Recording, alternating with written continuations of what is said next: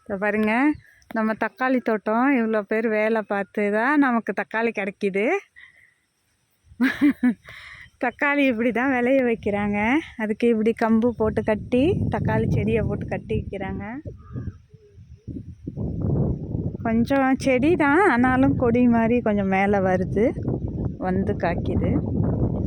களை எடுக்கிறாங்க, இடையில களை வந்திருக்கு போல், கடை பிடிங்கிட்டு இருக்காங்க.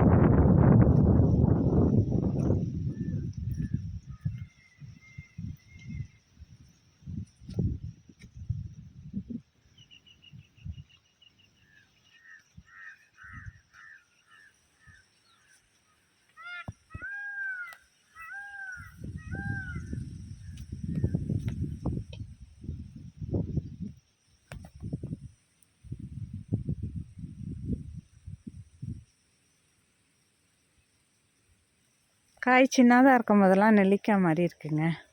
ஓகே ஃப்ரெண்ட்ஸ், தேங்க்ஸ் ஃபார் வாட்சிங்.